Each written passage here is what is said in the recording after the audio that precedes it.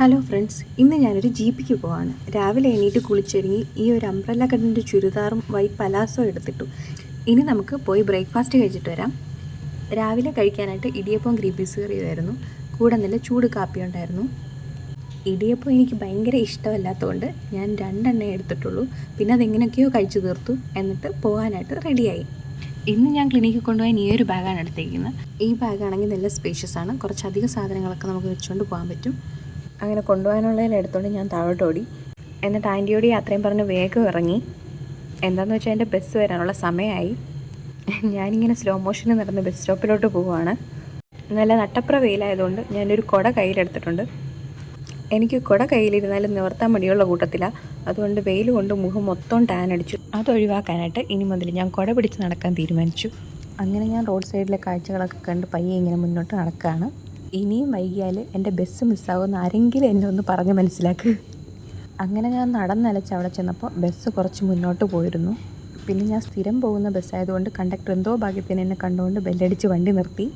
അങ്ങനെ ഞാൻ ബസ്സിൽ വലിഞ്ഞ് കയറി ടിക്കറ്റൊക്കെ എടുത്ത് കാഴ്ചയൊക്കെ കണ്ടിങ്ങനെ ഇരുന്നു. അങ്ങനെ എനിക്ക് ഇറങ്ങാനുള്ള സ്റ്റോപ്പെത്തി. ബസ്സിൽ നിന്നിട്ട് ഒറ്റക്കൈ കൊണ്ട് സർക്കസ് കാണിച്ചുകൊണ്ടാണ് ഞാൻ വീഡിയോ എടുത്തുകൊണ്ടിരുന്നത്.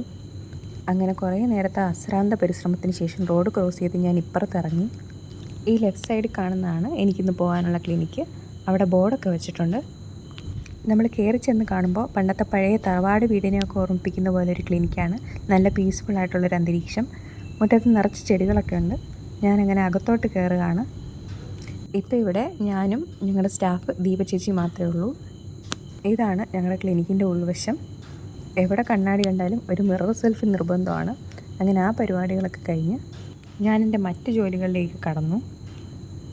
ഫ്രീ കിട്ടുന്ന സമയത്ത് ഞാൻ എന്തെങ്കിലും പുസ്തകങ്ങളൊക്കെ വായിച്ചും പിന്നെ ചേച്ചിയും ഞാനും കൂടെ എന്തെങ്കിലുമൊക്കെ മിണ്ടിയും പറഞ്ഞൊക്കെ ഇരിക്കും. അങ്ങനെ ഇരുന്നിരുന്ന് ഉച്ചയ്ക്ക് കഴിക്കാനുള്ള സമയമായി. ഇന്ന് ഞാൻ ഉച്ചയ്ക്ക് കഴിക്കാനായിട്ട് ഒന്നും കൊണ്ടുവന്നിട്ടില്ല. അതുകൊണ്ട് പുറത്തുനിന്ന് മേടിക്കാമെന്ന് വിചാരിച്ചു. അങ്ങനെ ഞാൻ പുറത്ത് പോയിട്ട് ഒരു പൊതി ബിരിയാണി മേടിച്ചു. 2 ചേട്ടന്മാരും കൂടെ റോഡ് സൈഡിൽ വണ്ടി കൊണ്ടുവന്ന് വിൽക്കുകയായിരുന്നു. 80 രൂപയാണ് ഒരു പൊതിക്ക്.